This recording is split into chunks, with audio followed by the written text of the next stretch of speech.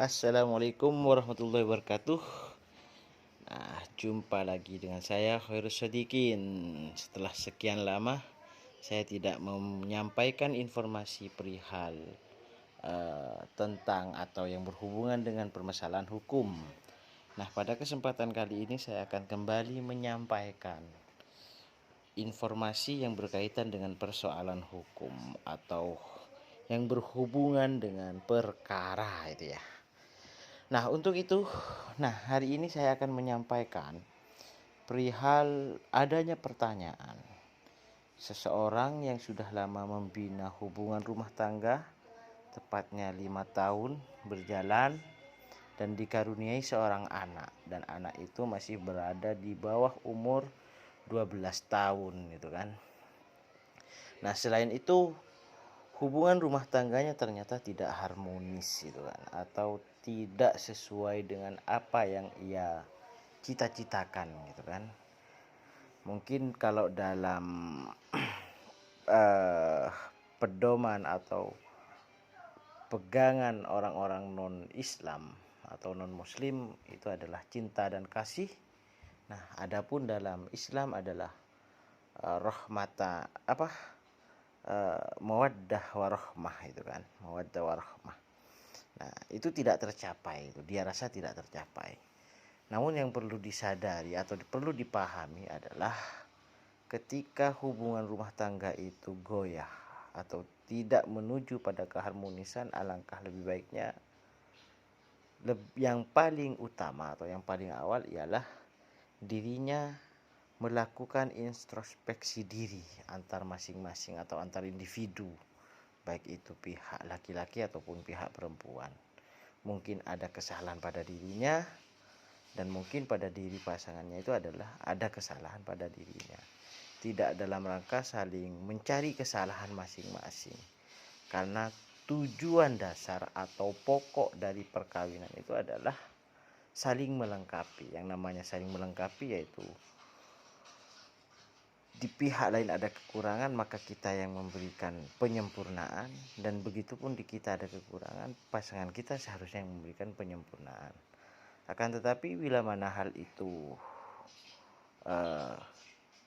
tidak bisa dianggap tidak bisa menyelesaikan, atau sudah menganggapnya ini memang harus benar-benar berakhir dan berakhirnya itu dengan perceraian, maka yang harus Anda penuhi adalah yaitu sebagaimana yang tertuang dalam pasal 39 ayat 2 Undang-Undang Nomor 1 Tahun 1974 tentang perkawinan atau UU Perkawinan, yang mana bunyinya untuk melakukan perceraian harus ada cukup alasan bahwa antara suami istri itu tidak akan dapat hidup rukun sebagaimana suami istri, seperti itu.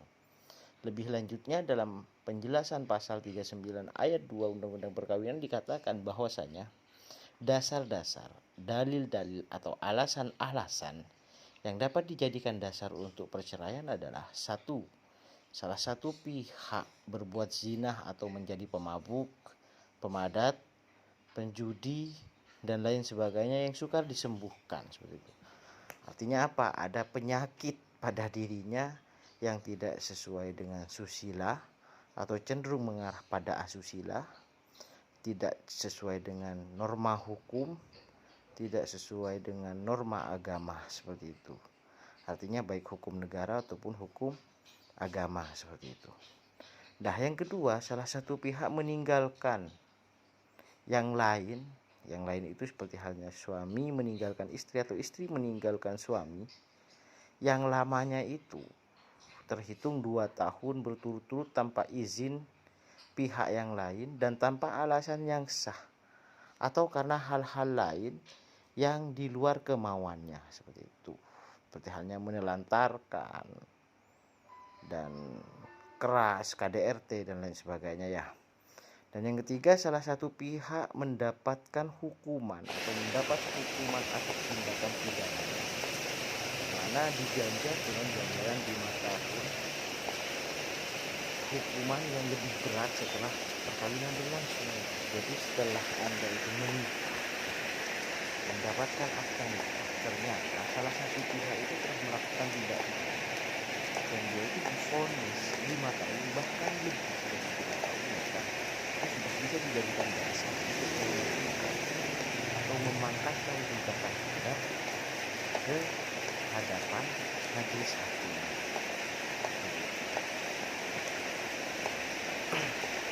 Nah, yang keempat, poin keempat, salah satu pihak melakukan kekejaman atau penganiayaan berat yang membahayakan terhadap pihak yang lain, kepada dirinya, istri, anak, terhadap keluarganya di sekitar rumah, maka itu bisa mengajukan juga meminta kepada hakim untuk mengadili dan untuk memutus hubungan atau pertalian itu dengan status perceraian. Adapun status ini adalah statusnya janda atau bukan. Adapun yang kelima, salah satu pihak mendapat kegagalan atau penyakit yang mengakibatkan tidak dapat menjalankan kewajibannya sebagai suami istri. Itu banyak halah. Mungkin para pendengar sudah bisa mereka-reka sendiri ya apa adapun yang keenam adalah antara suami dan istri terus-menerus terjadi perselisihan dan pertengkaran dan tidak ada harapan akan hidup rukun lagi dalam rumah tangga.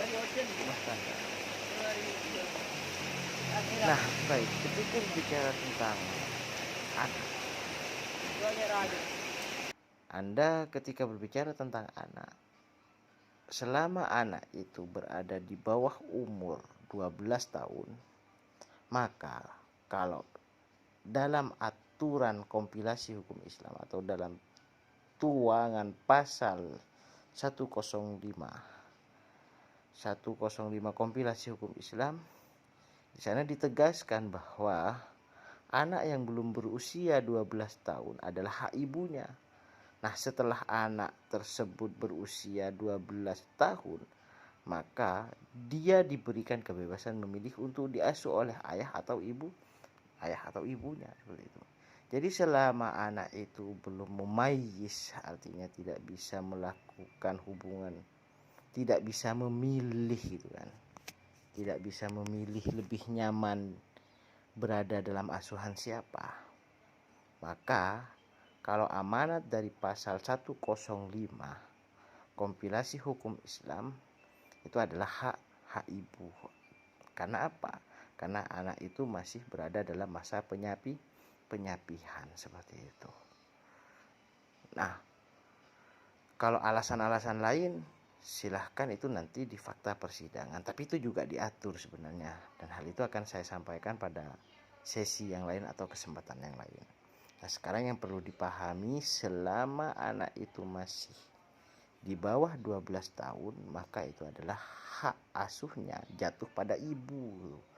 Karena ibu itu yang lebih dekat dengan anak untuk menjaga kesehatannya, kebersihannya, pendidikannya, moralnya, dan lain sebagainya. Sedangkan ayah atau bapak itu kewajibannya adalah mencari nafkah untuk memberikan penghidupan dan menjamin kehidupan anak itu untuk menuju masa depan itu.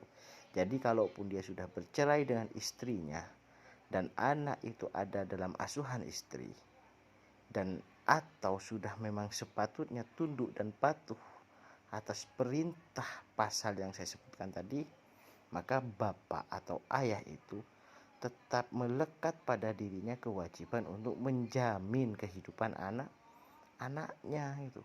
Karena anak itu tidak ada mantannya. Kalau istri itu bisa jadi mantan istri seperti itu. Nah, mungkin itu saja yang bisa saya sampaikan. Kurang dan lebihnya mohon maaf. Salam supremasi hukum. Wassalamualaikum warahmatullahi wabarakatuh.